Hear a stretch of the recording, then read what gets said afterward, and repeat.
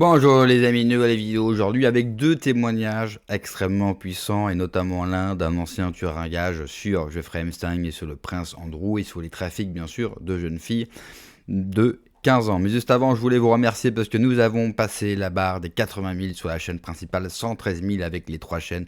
Merci à vous de m'avoir classé parmi les youtubeurs quelque part qui comptent, en tout cas les plus suivis. Et ça, c'est grâce à votre soutien, grâce à tout ce que vous faites, les partages, les commentaires, les likes, les abonnements. D'ailleurs, n'oubliez pas de commencer par ça, bien sûr, avant de regarder la suite de la vidéo. Et puis, je vous annonce, ça sera le cas toute la semaine, bien sûr.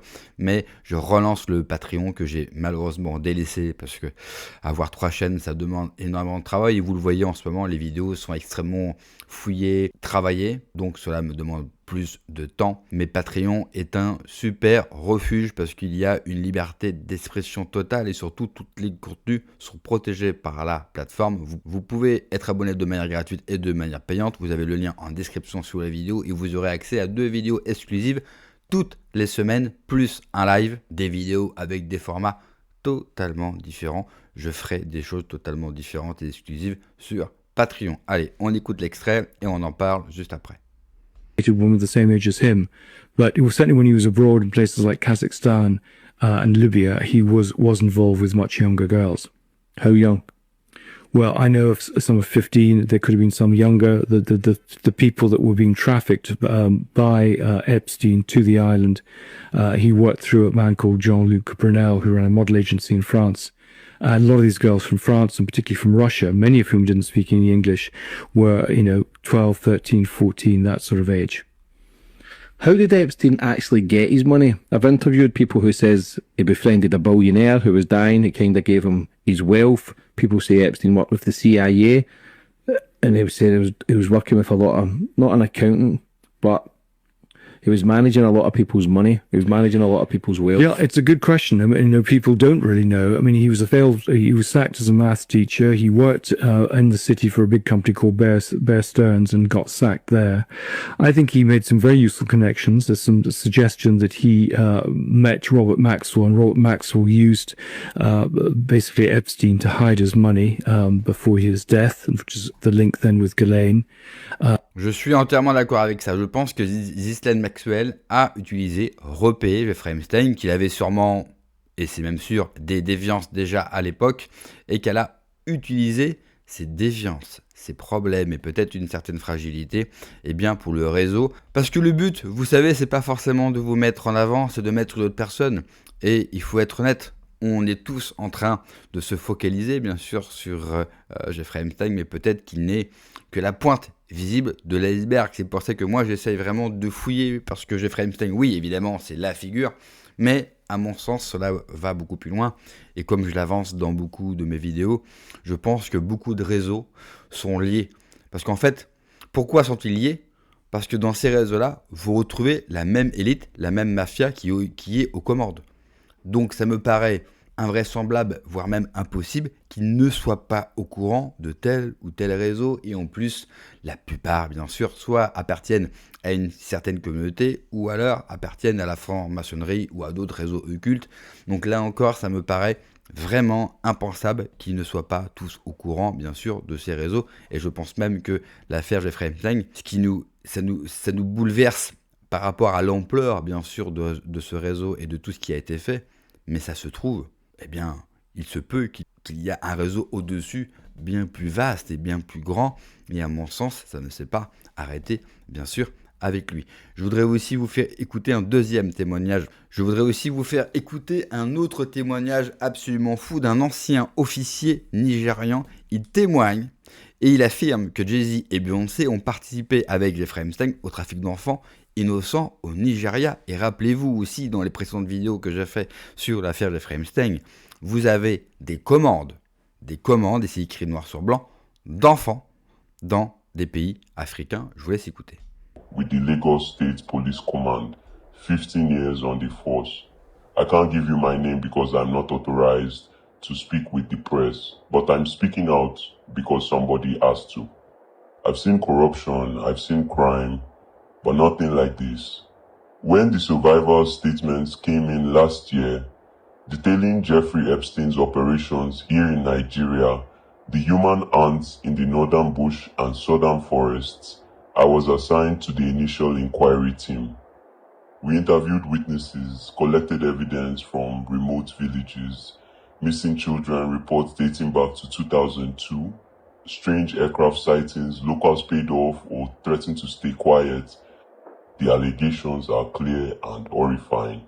Epstein turned parts of our country into a playground for the super rich.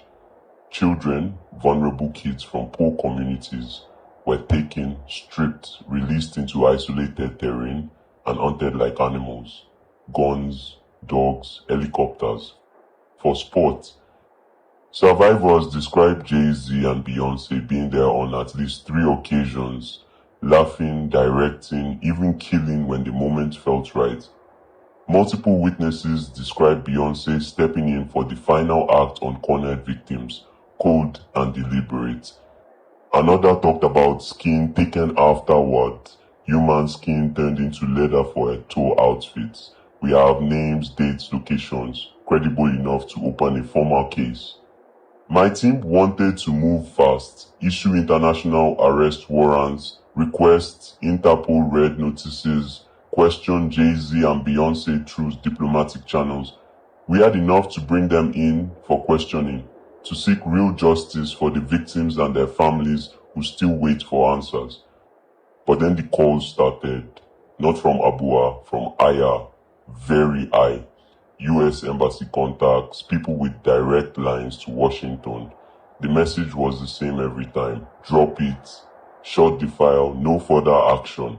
They didn't threaten violence outright. They didn't need to. They said if we pursue this, if we name the celebrities or push for extradition, billions in development funds, health programs, security assistance would be gone overnight.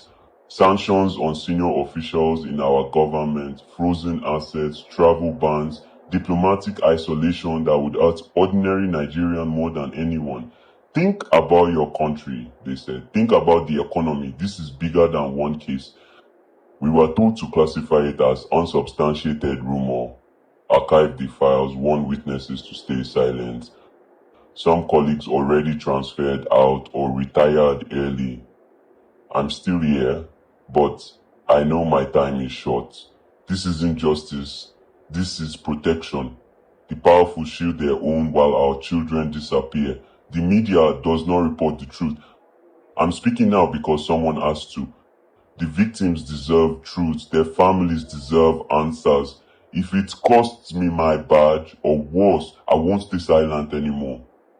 The world needs to know the haunts happened. The names are real.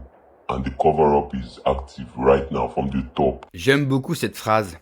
Nous devons la vérité aux victimes et aux familles.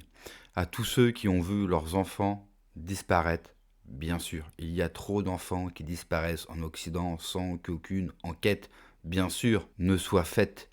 Je vais reprendre le tweet de Marc-Gabriel Grailly. Soyons clairs, les 2 frères d'Epstein contiennent des preuves suggérant que son réseau de trafic sexuel au service des Rothschild et Israël est toujours actif aujourd'hui. Moi, je suis persuadé que son réseau est toujours actif.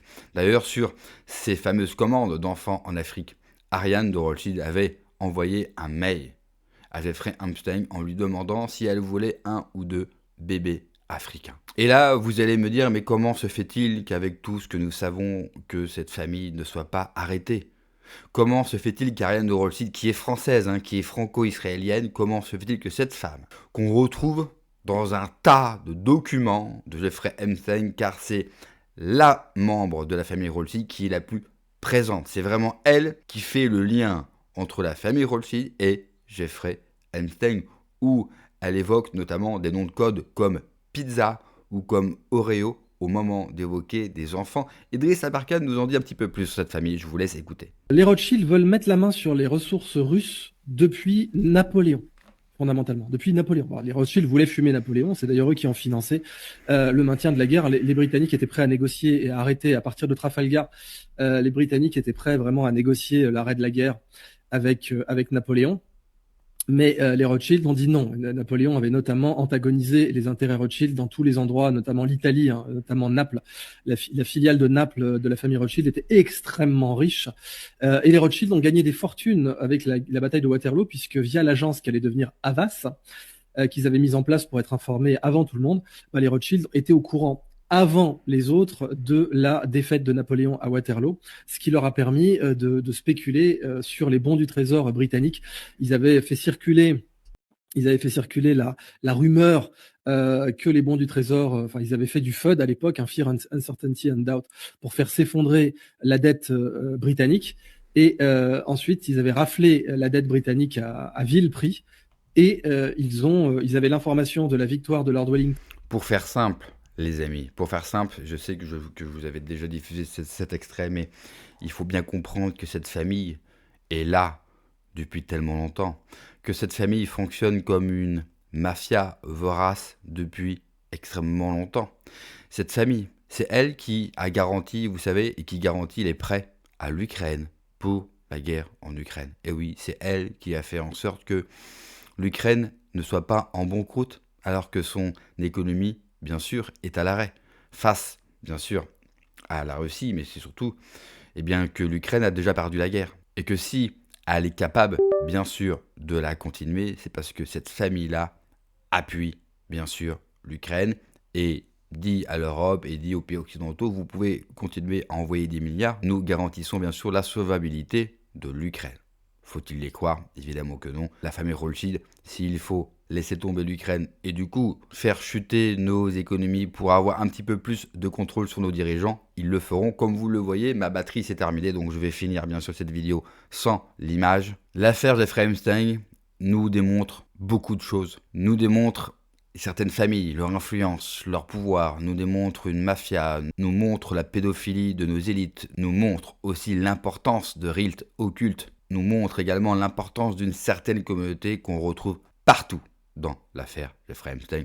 Et lui-même, bien sûr, fait partie de cette communauté. Mais vous le savez, aborder ce type de sujet, c'est dangereux. Et surtout, vous êtes rapidement taxé d'antisémitisme, alors que cela n'a rien à voir, c'est tout simplement factuel. Et tant que nos nations ne seront pas capables de nous occuper de ces familles-là, j'ai bien peur qu'on aura du mal à nous en sortir. Merci d'avoir regardé la vidéo, les amis. N'oubliez pas, comme d'habitude, de vous abonner, le pouce, le commentaire, le partage, le boost. J'ai besoin de votre soutien. Prenez soin de vous. Que Dieu vous protège. Allez, ciao.